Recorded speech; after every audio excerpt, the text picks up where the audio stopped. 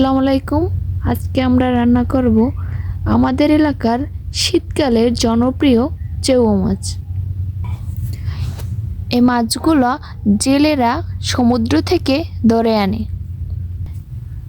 এই মাছের ভিতরে মাছের কলিজা থাকে, যেগুলোকে আমাদের গ্রামে তৈল বলে। ওই তৈলগুলো তরকারির সাথে দিলে একটু বেশি মজা থাকে। প্রথমে মাছগুলো আমরা কেটে নিলাম, কলিজাগুলোকে আলাদা বাটিতে রাখলাম। কাটা শেষ হলে মাছগুলো ঝাঁঝরিতে করে ধুয়ে নিতে হয়।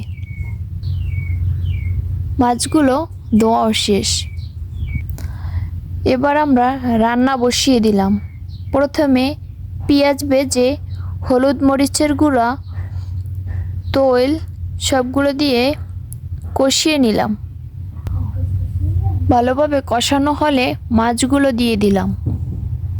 মাছগুলো থেকে এমনি এমনি পানি বের হয়, তাই আর আলাদা করে পানি দিতে হয় না। মাছগুলো থেকে পানি বের হয়ে সিদ্ধ হয়ে গেল। এবার স্বাদ যাতে আরেকটু বেশি লাগে এর জন্য ধনিয়া পাতা দিয়ে দিলাম। ধনিয়া পাতা দিয়ে একটু তাপ দিয়ে আমাদের রান্না শেষ করলাম।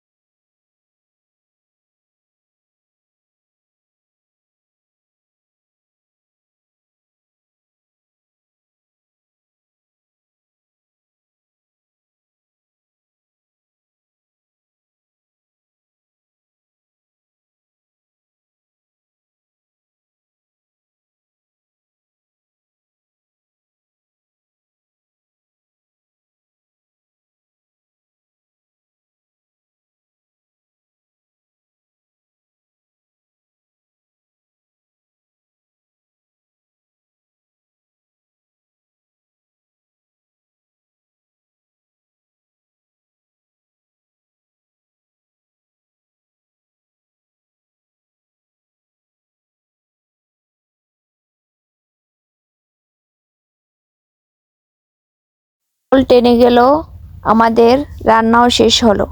এবার গরম গরম রোদে বসে খেতে মজাই আলাদা।